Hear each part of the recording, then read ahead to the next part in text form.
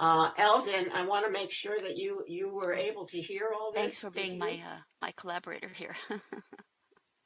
Yes. Okay, good. Some of it was pretty faint. Do you have any comment that you want to make about that process? I thought that they were fairly let's say standardized or stereotyped positions, right. Which I think is what you intended. That's right. To hear, so that we could, but to hear them out loud in the same space was very interesting and unique for me, because usually people have the assembly, which I've done many times, of speaking to the choir. Mm-hmm. And at least in, I don't know, I've probably given 15 or 20 speeches on climate change and sustainability, and it's all people who wanted to come, who responded to the advertisement, and who were not asked to take other positions in the question and answer period. So for me, this is a in itself is a interesting and has possibilities. I'm not quite sure how to develop them exactly, but it's a start. It's a start.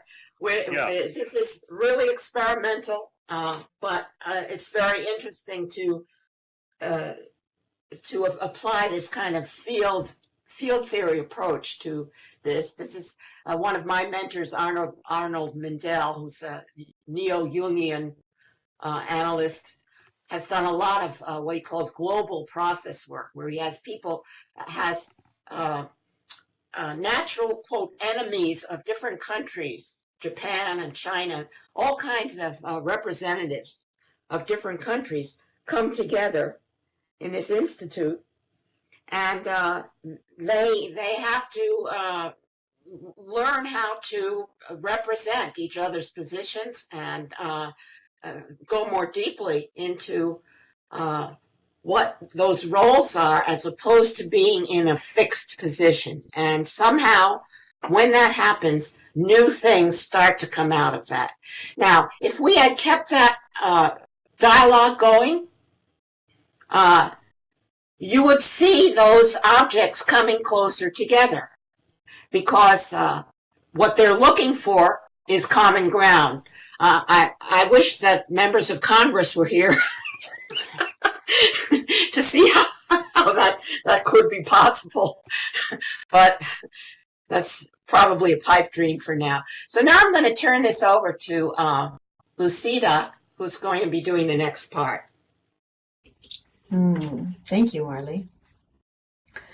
Well, this was an incredibly rich experience, I think, for all of us. And just thank you, Marley, for having the vision to conceive of this as a whole, and also your hosting and facilitation of the symbolic modeling of feeling states. Really, really interesting. So that now that we've all just experienced that symbolic modeling, and also the larger context in which we're gathering, where you have seen the videos that Maureen Bailden and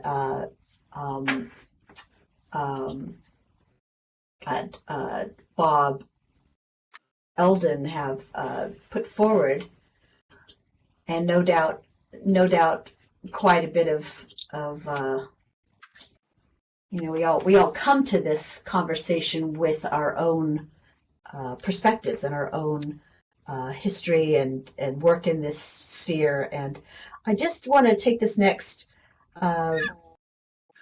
20 to 30 minutes to give us each an opportunity to kind of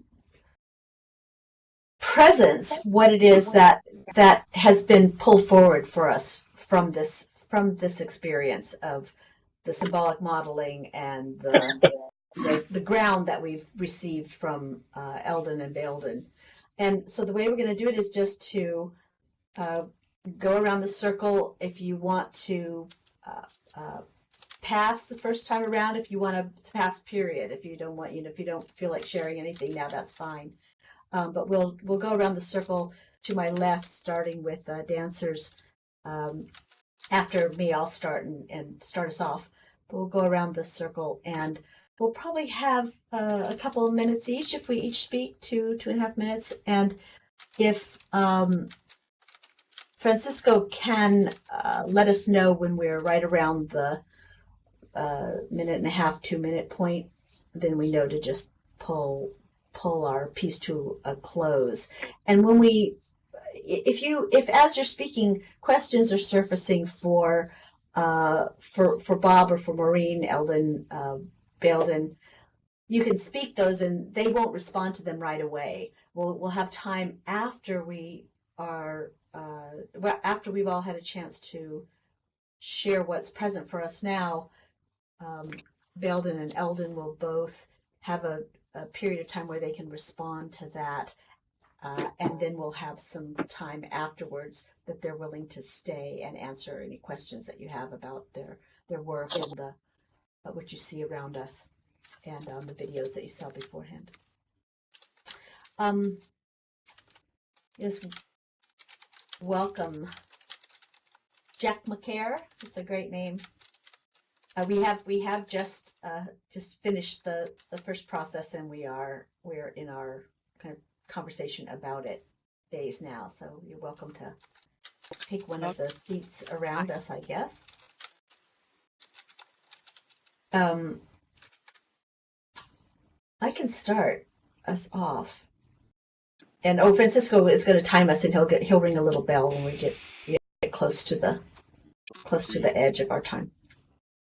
So for me, it was really interesting having that, being inside that role, that feeling state of just holding fiercely to my own individual needs and perspective. And, and I got to see how there really is a part of me that that's like that, that I don't think of myself as having that peace all that much, but the truth is I do. And it was really surfaced during this process. So I was really intrigued and grateful, and I found the whole exercise really exciting and intriguing, and so I look forward to hearing more from Bob and Maureen, and just give props to Marley for this experience. And I'll pass to dancers. Hi, yes, thank you everyone for, I think, presenting really kind of interesting characters. It was fun to interact and try out the different points of view. And I've been having a lot of technical problems, a lot of things with the just staying on the internet and on Second Life lately. So I was very aware of how the climate in terms of energy, how are we going to get the energy to sustain something like Second Life? And right at the beginning, AT&T called and said, well, we've just been working on your lines, and I thought they were going to do it earlier, so I thought, oh no. I said, please, can you wait? Don't turn it off yet. Wait till about 3:30 or 4, because I've had a lot of trouble, as everyone knows. So I was very aware of energy in the real life, climate in the real life. How are we going to sustain to even be on Second Life, and at the same time, what it provides to have this kind of interaction with really fantasy world. And my area was working on procrastination, which normally I can't afford to do. So it's like you have to have sort of the right setting to be able to do that. And I was aware back and forth of how special it is to be here at all. So thank you, all, Marley and everyone.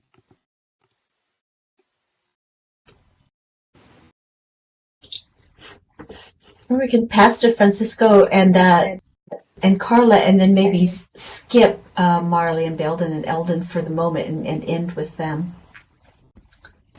Francisco? Okay, well, I don't have a lot to say. I just wanted to I want to thank everybody for being here, and I think it was a excellent exercise. I think it does give you an appreciation for the different positions. Hearing them, I would like to have heard things go into more depth. I know that we didn't really have time for that, but I think it was a great session as it was. So that's about all that I wanted to contribute for now.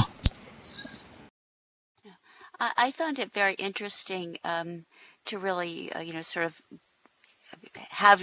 I really enjoyed the way everybody presented things, and that was fun and intriguing.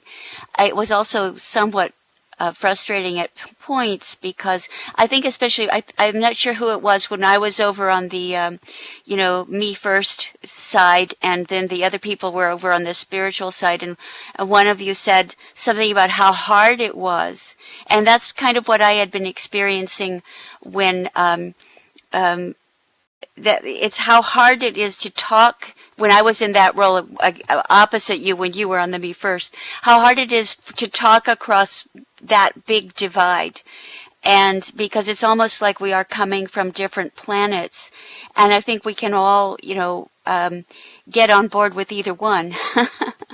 But it's really difficult to find shared common ground with people in certain roles, in certain positions than others, partly because we never have the time. And as Bob was saying, you often don't come together. You're not even in the same room to talk to each other.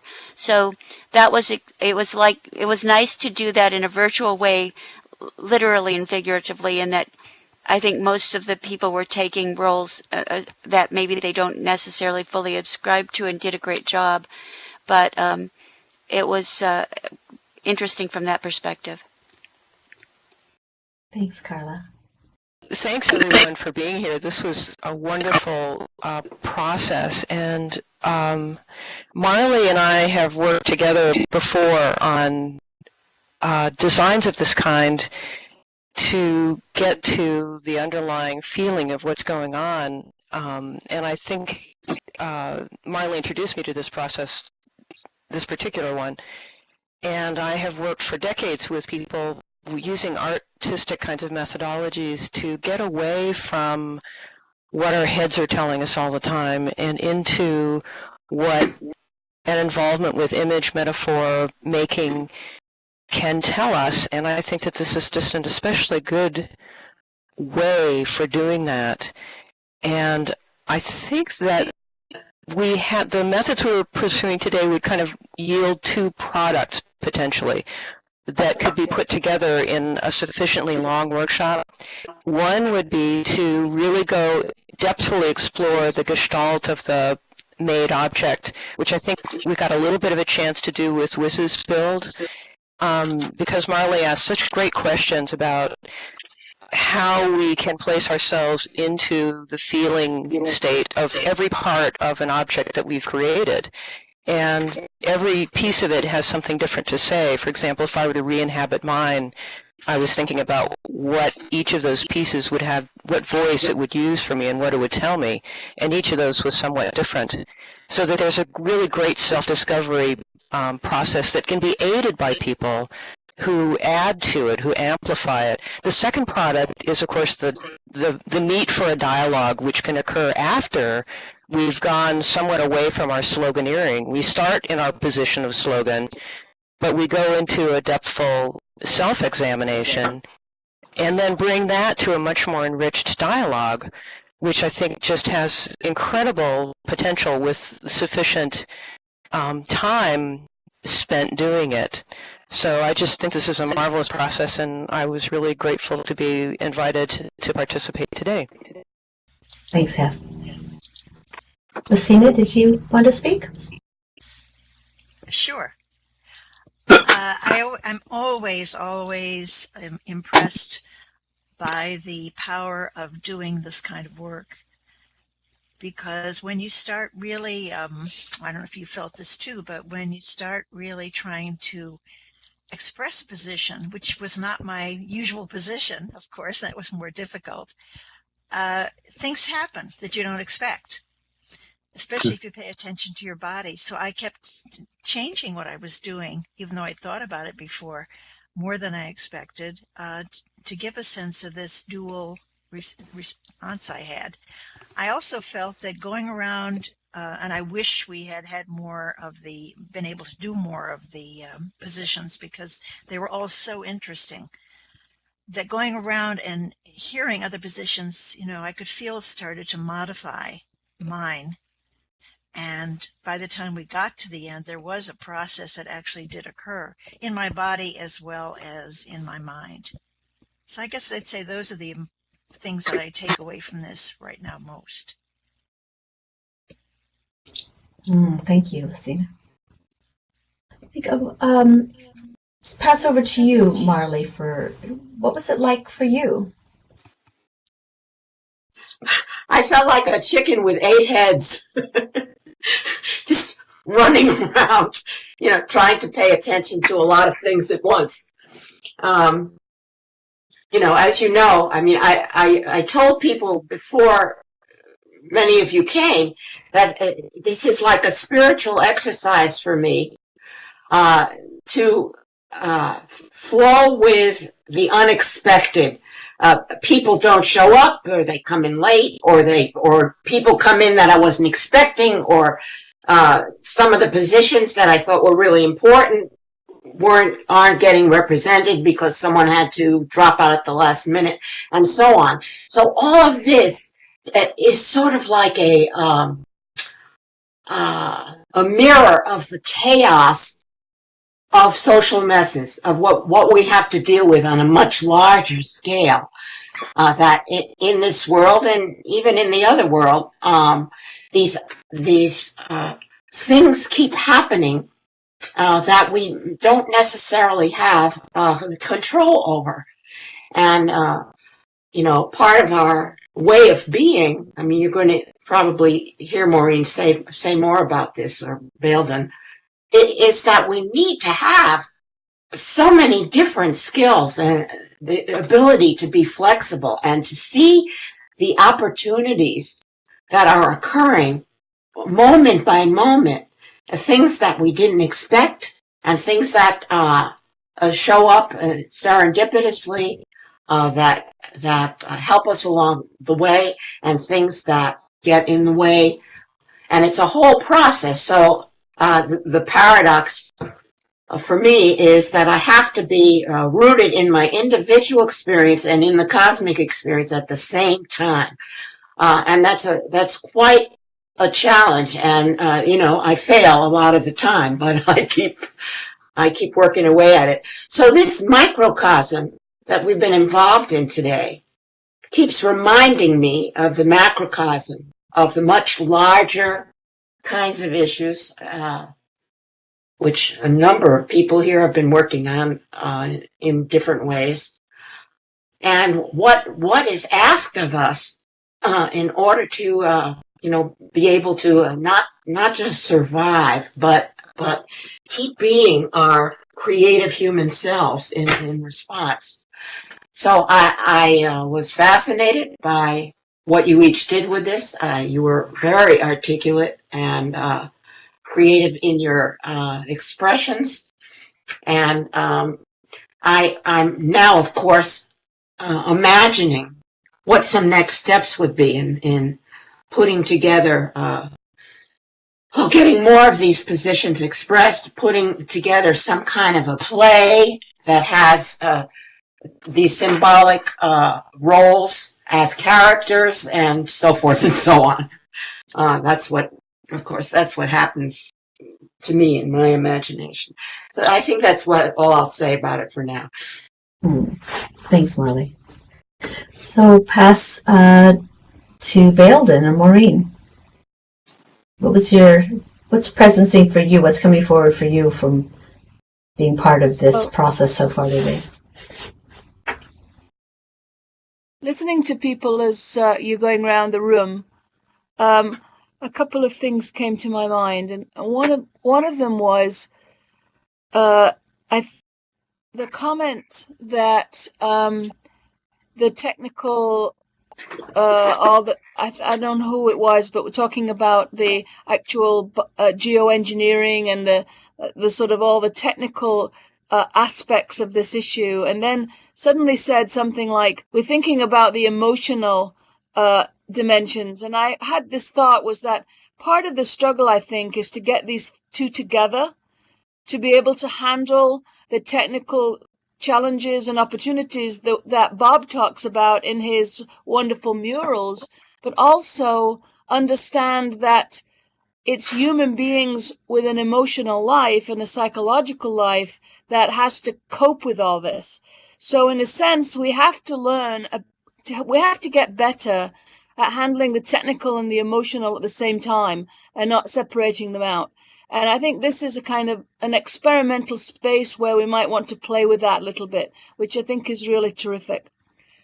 The other thing I began to recognize was how incredibly important it is to use the imagination in this very active way, to try to grasp things that are really too complicated to grasp just with the cognition. But imagination helps you to actually include so much more than you can include with a simple cognitive schema, for example. So that was very powerful for me to see imagination at work. The other thing, the power of dialogue, and how imagination plus dialogue and plus empathy, because there was a lot of empathy in the getting into the position and getting into each other's position. So the empathy, the dialogue, and imagination were three very powerful dimensions for me of what we did. But once we started dialogue, the defenses sort of came down, and they got there was movement. There was a change from a defensive position into the possibility position, in a position where we could maybe move towards a growth or transcendence from our fixed, stuck positions. So I ended up seeing the process of transformation as possible when you put imagination, dialogue, and empathy together. And now just had to link that to somehow managing the technical stuff we have to deal with. And I think we have a sort of a glimmering of hope that with human creativity, this is manageable. Maybe not easily manageable, but maybe manageable. So I'm taking away some real thoughts about what kinds of learning processes we might create, whether virtually or in real time, to actually tackle this sort of mess on a much more emotional level or a holistic level. So I appreciate everybody's participation. It was very meaningful for me. And I thank everybody very much for letting me sit in on this. So thank you. Thank you, Belden. So just to give the last word for this part to you, Bob. Well, I'll echo, first of all, a similar feeling to what Niela said of flowing with it when you're out of when you don't have any control. All the control mechanisms, of course, disappeared again on my screen for most of the time, so I couldn't stand up and walk over, and my avatar just sat there and took a nap. But I didn't. I was paying attention, and then suddenly the controls came back. I don't know why or how or anything like that. One of the things that struck me in the when the two sides, the me first and the spiritual, were talking to each other, I wondered if I thought it would be really interesting if they could ask each other questions. What would you like to ask the other, to understand it more, that position more, or that that was one of the things that came for me. It also, in terms of imagination, what Maureen said, at the beginning, before we even started here, I mentioned to a couple of people that the pathways diagram that I did, or mural that I did, I thought it would be really interesting to see what that would be like in 3 dimensions. And then what came out of the exercise was what would be happening if people were in their positions, the adopted positions that they had, the me first or the spiritual, and were walking down the path together and talking about this and what they were feeling, and what new potential future events might cause them to feel in quite different ways. So that's where my mind was going part of the time. I'm intrigued, still intrigued by the construction of the objects. So again, it would be interesting to see what would happen if the objects were being made. If we were to do something again in a pathway, if the objects were to be made, or the pathway were to be reconstructed. I see people are quite good at that. I'm quite amazed that you were able to build a car. While I turned away for a moment, and there you had a car. So those are some of the reactions I had. So we're at the point of turning this over to Marley to complete this part, and those of you who can stay, both Bob and Maureen have offered to answer questions and continue the conversation afterwards. But so I'll pass it back to Marley to complete this part. This last part is really for Eldon and Baildon to field your questions, if you have them, about what you saw or heard on their videos, and also about these charts. And I hope that you all had a chance to spend at least a few minutes looking at them and understanding what it is he does. One of these charts, this one over here, actually attempts to explain what this process is of this kind of map making, and how it works, and so on. If you have any questions, please address them to Eldon or Baildon. If either one of you have any initial words that you want to say about your work that provides a context, that would be fine also. I don't have any introductory comments except to say that I don't know how many of you have experienced identifying with your avatar while there are real pictures of you up on great big billboards. And I thought, psychologically, it was very interesting to me that I identified with my avatar rather than with those pictures of me. Well, that's great. I'm happy to answer any questions anybody has.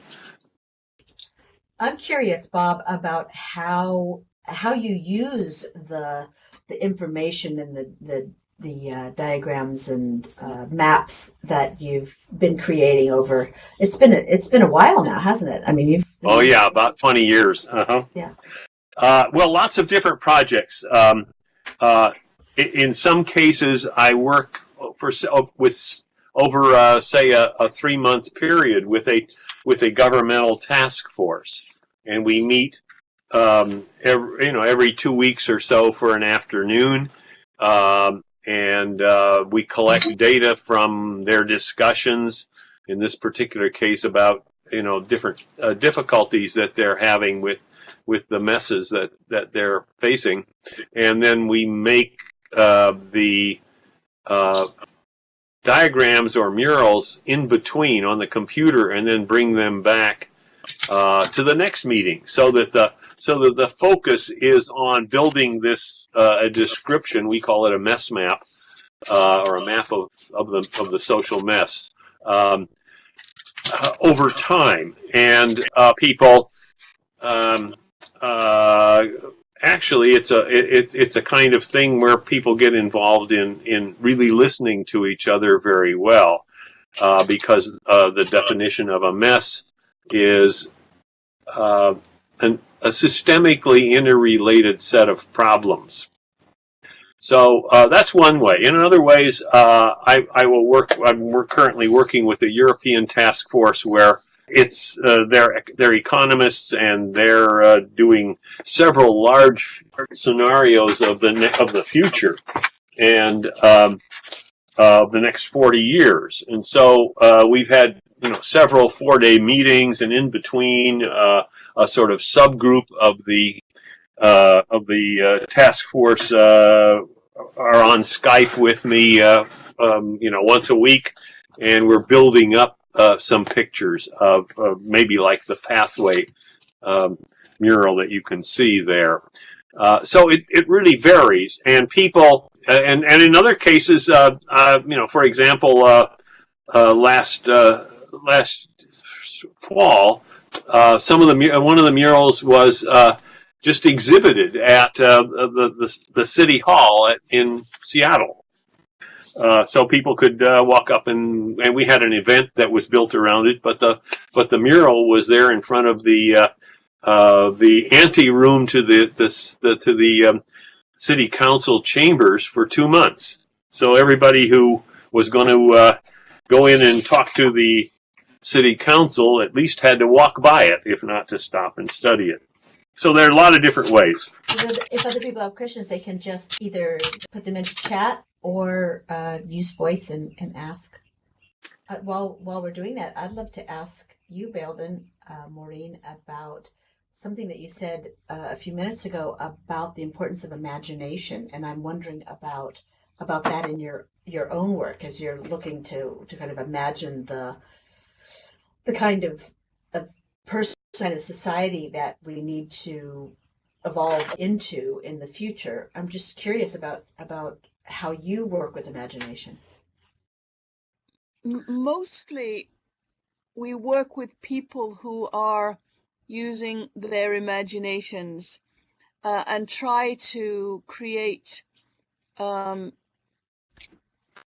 prompts to them using their imaginations. Essentially, I mean, my work where about the persons of tomorrow, some of that comes out of psychotherapy. I mean, I'm a Gestalt therapist, as Niela is, and haven't been a therapist for many years, but still use many of the methods to think about and to feel about and to experience.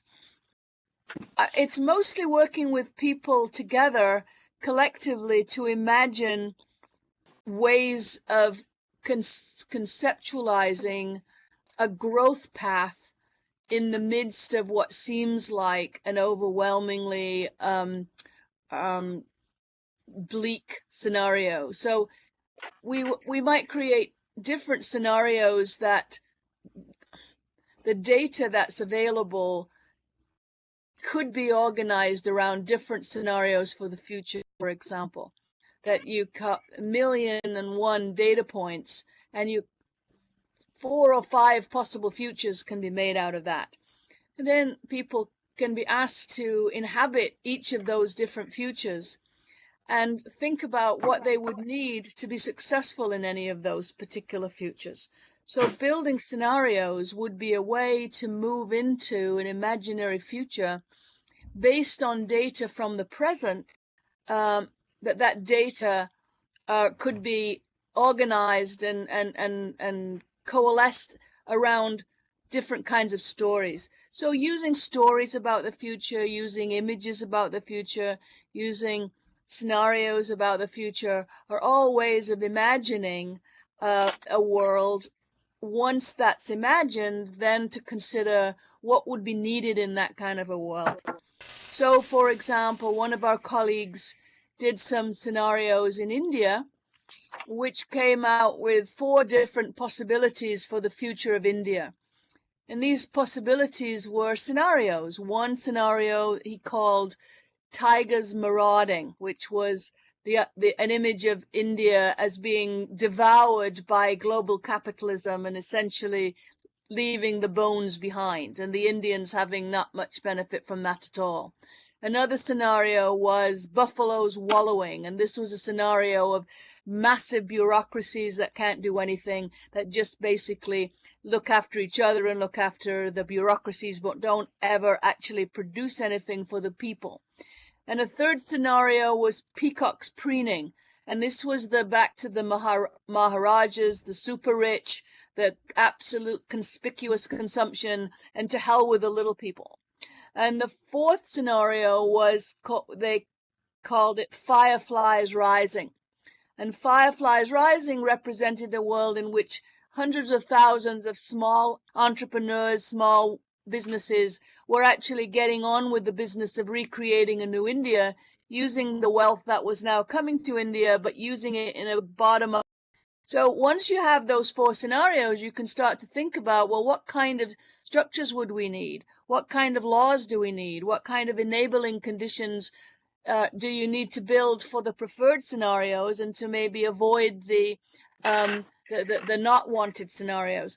So that would be an exercise that a group of people could go through, that they would be using their collective imagination, they would be using their, it's a similar kind of process that Bob uses with the mess maps, except that the outcome of the scenarios process would be 4 different narratives about the world that is coming to be. And so that would be one way in which we would use imagination.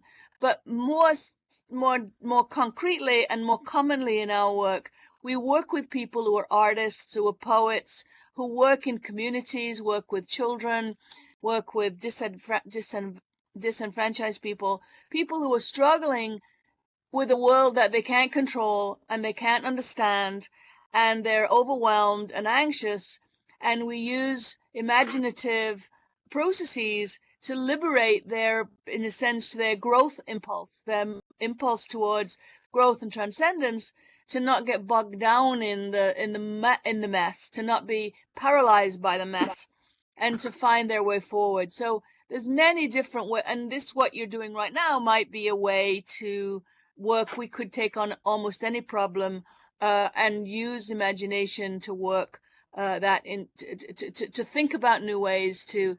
I think Bob Horn once referred to it as a cold turkey reframe, where you can reframe the problem using your imagination and see what the world looks like when you reframe it. So these are the kinds of ways that we work with imagination. I'm wondering whether people actually had the opportunity to watch Bob and Maureen's videos and to study these maps a little bit, and whether they were clear to you or you had any questions about how, for instance, how Bob actually thinks when he creates one of these things, like this climate change map. And I do want to mention that I think that Maureen also has written an important book called Dancing at the Edge. Is it Culture, Competence, and Organization in the 21st Century is the subtitle. And a lot of her ideas about putting together what are considered the ancient ways, the intuitive ways, the feeling ways of approaching these issues and science are spelled out in this book, and include also the idea of collaboration, of teamwork, and so on. And it's a good little book for you to think about owning. Bob wrote a book a while ago, which I think is still very valuable for understanding this approach, called visual language. And if you go to his website, I mean, you just have to Google Robert Horn Stanford, and you'll see that his website is also arranged sort of like a map, where you can click on different parts of it and get different kinds of information. I just also asked Fran if you wouldn't mind just leaving your structures up. We'll return them at some point, unless you have some reason to not want to leave them up. I'd like to actually invite you to send your friends in Second Life over here to take a look at this stuff. We're going to leave this skybox up for a while, and I'm actually hoping that we can do another session and explore some of these other positions and some dialogues, at a later date. Anyway, if you have any other questions or comments to Eldon and Belden, now's the time. We have probably 10 minutes left.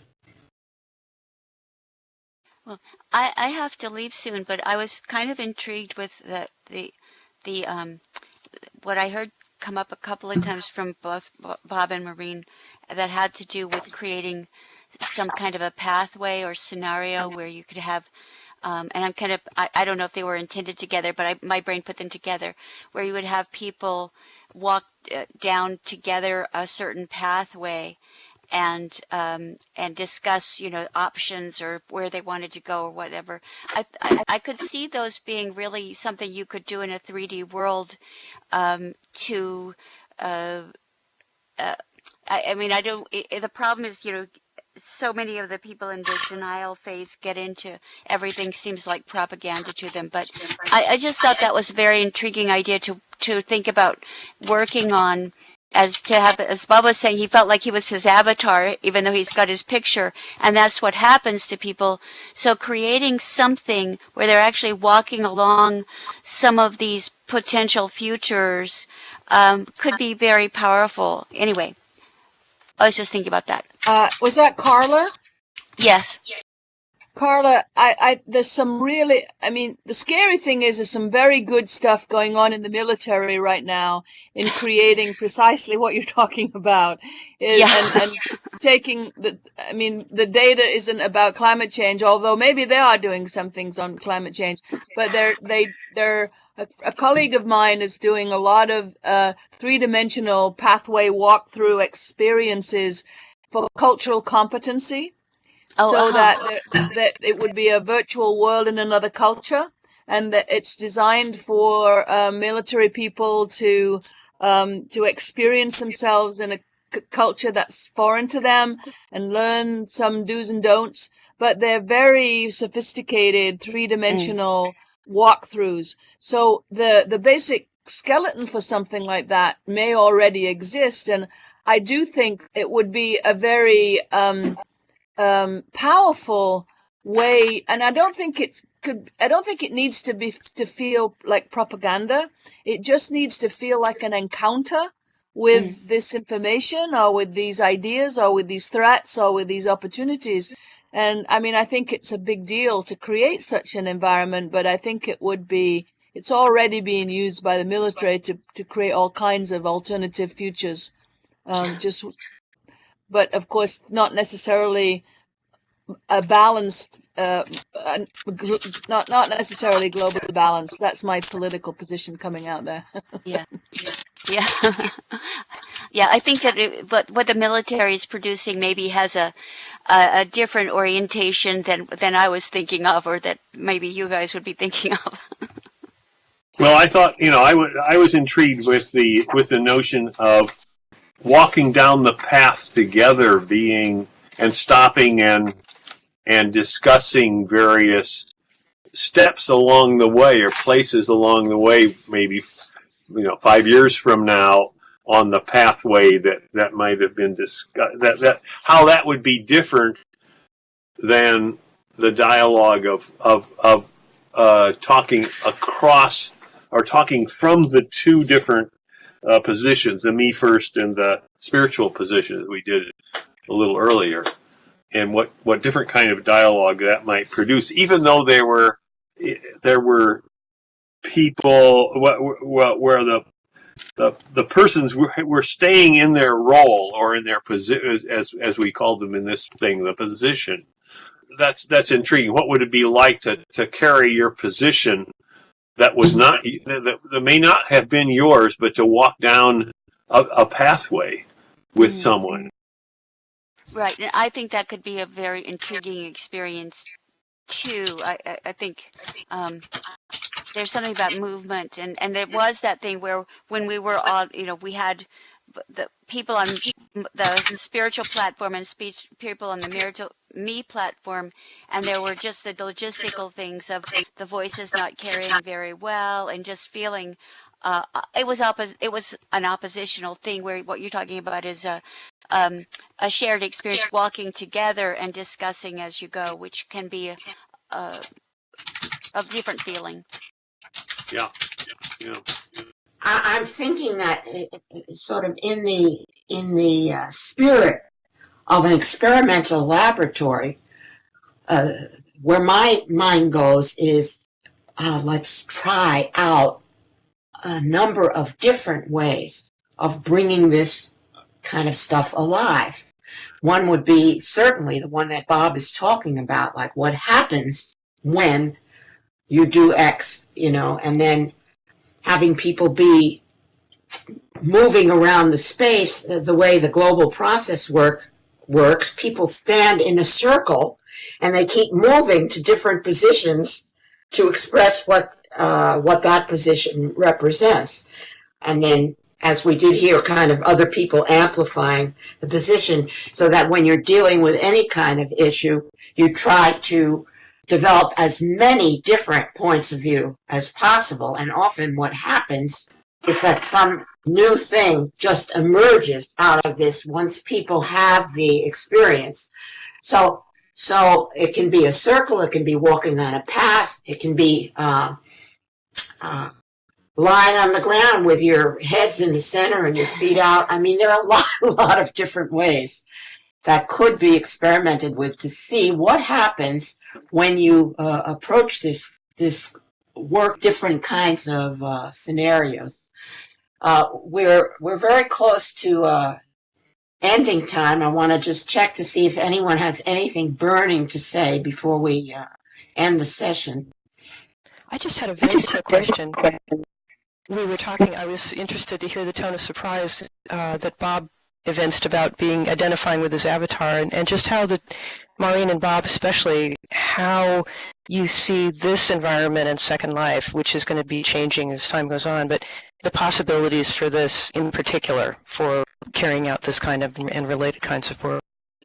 Good question. Well, I think it's an intriguing thing and something, and I love the ability. I would love to have and have many years envisioned having a room with walls or all where displays could be put up and changed rapidly, and to come up with different ideas and synthesizing them in different ways and so forth. So I love that, that aspect of it. I wonder if the room also contributes to, with positions, the 10 positions are in some sort of sense fixed, although they can obviously develop. And what intrigued me is and that may be part of this, that is part of the structure, that is a context that I would say partially determines what can happen in this particular space. That is, there are certain kinds of dialogue that can happen that might, and that's why it would intrigue me of the what would happen if you had those positions, but they were walking through future time together, and how that might change and so forth. I think it's just I guess I should stop repeating myself here. Well, I'm still wondering. I'm not a believer yet. I'm not a The reason I'm not is because I think the technology gets in the way for me. It's like there's we've talked about this before. I still don't feel that that's me in there. I just think it's a thingy. It's like a puppet. and it's like I'm a puppet master, and you're all puppets. And I'm more interested. I wouldn't mind puppets. I like puppets, and I like puppet theater and so on. But I haven't gotten embodied yet. So it's still a work in progress for me. The dialogue was real. That didn't feel puppety. But the visuals for me, I could close my eyes and listen to the dialogue, and I think I felt more feelings when I did that than I did looking at the actual imagery. However, I have to say that this space is so beautiful. The artistry is amazing. I'm blown away, but it doesn't help me feel the stuff the way the voices do and the way the actual words that people use. So I'm not a convert yet. Like to say is that we have people from a number of very widely dispersed geographic places in the room. It may not be the only technology available, but it is an interesting one that way. But thank you so much, for both of you so much. Belton, you're tuned into the auditory, but at the same time, you were looking at the visuals that people were creating, right? The objects and so on. And is that different from looking at avatars?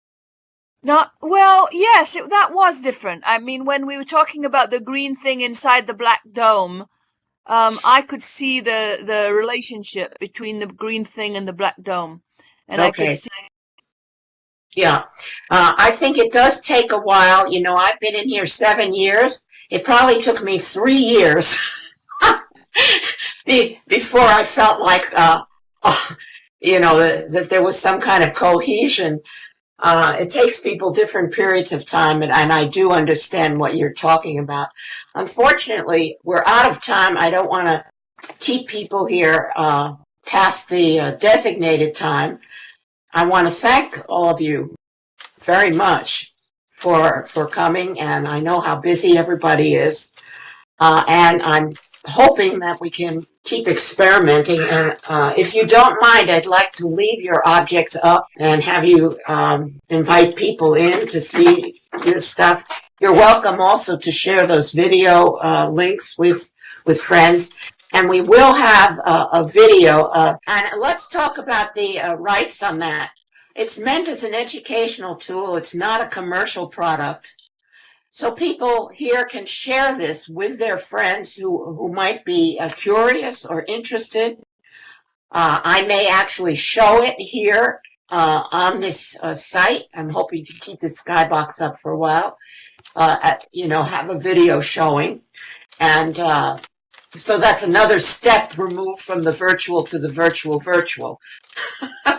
So anyhow, this is the end of the formal part of this workshop. Of course, you're welcome to stay around and look more at the murals. Well, thanks to you, Niela, and Amy, and Greg for doing all this. It was a lot of preparation work, I know, and thank you very much. It was an enjoyable experience and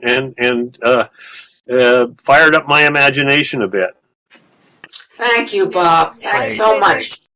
I say the same thing, and I say thank you for asking me in. This is quite an honor, actually, to be with you all and with Bob. And I think this is the first workshop Bob and I have done in quite a long time. And virtual or not, it was still fun. Yeah, that's right.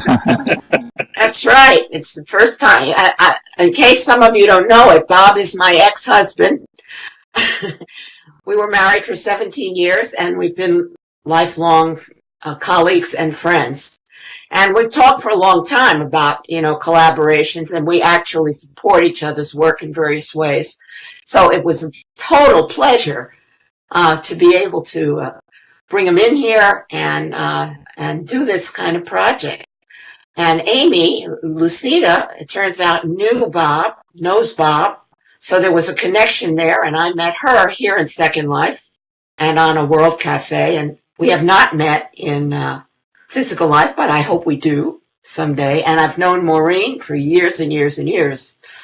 Every person sitting here, I just want to introduce Jacques Macaire-Umbi, who is a Frenchman and is here from not talking to us, but here from France. One of the things I love about Second Life is that it's so international.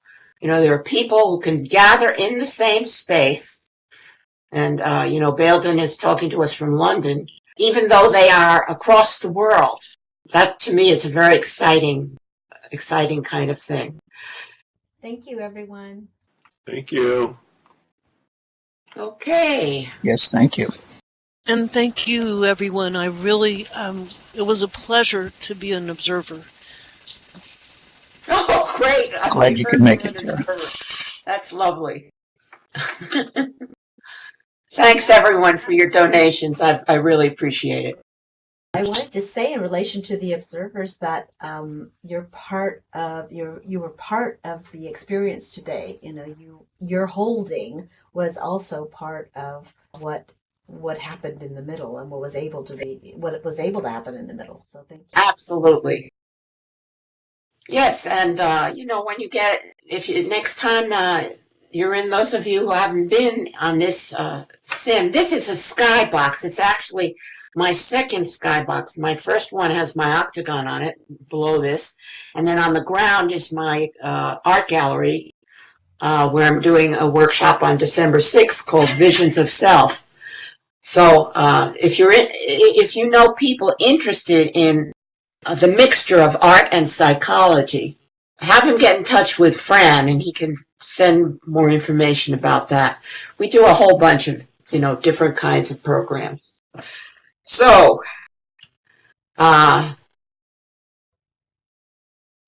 see you later, alligators.